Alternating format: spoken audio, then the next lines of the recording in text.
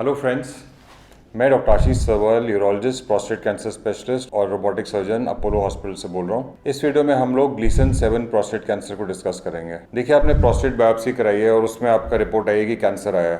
काफ़ी बारी डॉक्टर्स आपको डिस्कस नहीं करेंगे कि बायोप्सी रिपोर्ट में और क्या डिटेल्स हैं, बस आपको बताएंगे कि प्रोस्टेट कैंसर और उसके आगे आपको ट्रीटमेंट बता देंगे। तो इस वीडियो में हम लोग ग्लीसन 7 प्रोस्टेट कैंसर डिस्कस करेंगे। बेसिकली बायोप्सी में डिफरेंट ग्लीसन्स होते हैं, ग्लीसन 3, ग्लीसन 4, ग्लीसन 5।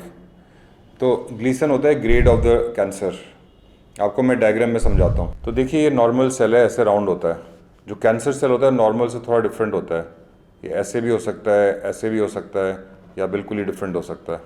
तो जो थोड़ा सा डिफरेंट होता है उसको ग्लीसन 3 बोलते हैं, जो थोड़ा ज़्यादा डिफरेंट होता है उसको 4 बोलते हैं, जो बहुत डिफरेंट होता है उसको 5 बोलते हैं। तो बेसिकली हम लोगों ने जब बायोप्सी करी है 12 पीस लिए हैं, तो 12 पीस के जो मोस्ट कॉमनली अकरिंग सेल्स होते हैं उसके अकॉर्डिंगली हम सम करते हैं। तो जैसे किसी का 3+3 हो सकता है, अगर ज़्यादातर 3 होंगे, या 3 और 4 होंगे तो 3+4 हो सकता है, ज़्यादातर 4 होंगे तो 4+4 हो सकता है, ज़्यादातर 5 होंगे तो 5+5 हो सकता है, 4 और 5 होंगे तो 4+5 9 हो सकता है। तो 6, 7, 8, 9 और 10 हो सकते हैं। तो आज हम ग्लीसन 7 को डिस्कस कर रहे हैं। तो देखिए, ये जो मैंने लिखा है 3+4, अगर आपके कैंसर में 3 ज़्यादा होएगा तो वो 3+4 होता है, और अगर किसी का 4 ज़्यादा होएगा तो वो 4+3 होता है। तो 3+4 या 4+3 दोनों 7 ही होते हैं। तो ग्लीसन 7 जो होता है आपका 3+4 या 4+3 हो सकता है। तो ये 3+4 और 4+3 में ये फ़र्क होता है कि जिसमें 3+4 होता है उसमें 3 वाला ज़्यादा होता है।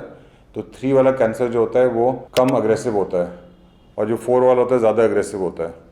तो अगर 3+4 होएगा तो वो वाला ट्यूमर 4+3 से कम एग्रेसिव होएगा, और 4+3 7 जो होएगा वो 3+4 से ज़्यादा अग्रेसिव होएगा, और उसका ट्रीटमेंट ज़्यादा अग्रेसिवली करना चाहिए। तो एक इससे ग्रेडिंग पता चल जाती है कि आपका कैंसर कितना अग्रेसिव है, कम अग्रेसिव है कि ज़्यादा अग्रेसिव है, और ये 3+4 और 4+3 से ही फ़र्क पता चल जाता है। सारे ग्लीसन 7 सेम नहीं होते।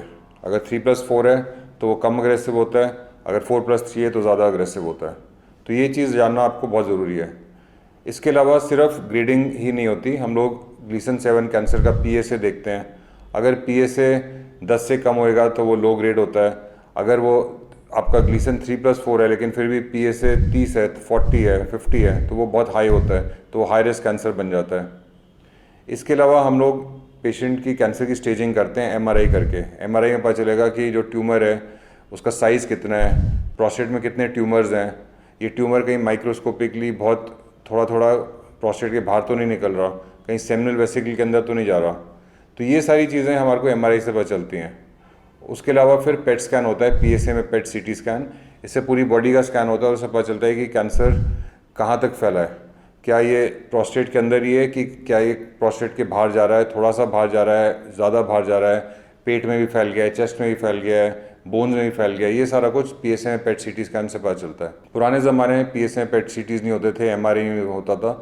तो हम लोग जैसे ही ग्लीसन 4 कहीं पे दिखता था तो हमारे को लगता था कि ऑलरेडी मेटास्टेटिक कैंसर है, और उसका ट्रीटमेंट हम लोग हार्मोन थेरेपी से करते थे। बट हार्मोन थेरेपी सिर्फ एडवांस कैंसर जो मेटास्टेटिक है, फैल चुका है, उसी का ट्रीटमेंट है। जो लोकलाइज कैंसर आते हैं पेट स्कैन में, MRI में लोकलाइज कैंसर है, उनके जो ट्रीटमेंट ऑप्शन हैं वो 3 होते हैं: एक्टिव सर्वेलेंस, या रोबोटिक सर्जरी, या रेडिएशन।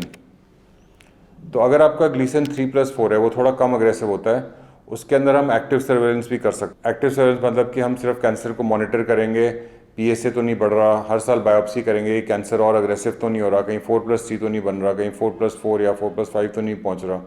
तो अगर हमारे को लगेगा ड्यूरिंग द सर्वेलेंस कि कैंसर और अग्रेसिव बन रहा है, PSA ज़्यादा तेज़ी से बढ़ रहा है, तो हम लोग उसको आगे सर्जरी या रेडिएशन भी कर सकते हैं। अगर अग्रेसिव कैंसर है तो उसमें एक्टिव सर्वेलेंस नहीं करना चाहिए, सीधा सर्जरी या रेडिएशन का ही ऑप्शन चूज़ करना चाहिए। सर्जरी के अंदर रोबोटिक सर्जरी करते हैं, पूरा का पूरा प्रोस्टेट निकालते हैं, साथ में साथ के लिम्फ नोड्स निकालते हैं, तो वो पूरा प्रोस्टेट निकल जाता है। और रेडिएशन के अंदर हम लोग पूरे एरिया को फ्रीज करते हैं रेडिएशन से, उससे कैंसर के सेल्स किल होते हैं। उससे प्रोस्टेट बाहर नहीं निकलता, लेकिन कैंसर के सेल्स किल हो जाते हैं। तो आशा करता हूँ कि आपको ग्लीसन 7 प्रोस्टेट कैंसर के बारे में इस वीडियो में समझ आया। अगर आपका भी ग्लीसन 7 प्रोस्टेट कैंसर या और किसी भी टाइप का प्रोस्टेट कैंसर डायग्नोस हुआ है, उसके लिए आप मेरे को कंसल्ट करना चाहते हैं, तो आप मेरे को ईमेल कर सकते हैं या व्हाट्सएप कर सकते हैं। मेरा ईमेल एड्रेस और व्हाट्सएप नंबर नीचे डिस्क्रिप्शन में दिया हुआ है। धन्यवाद।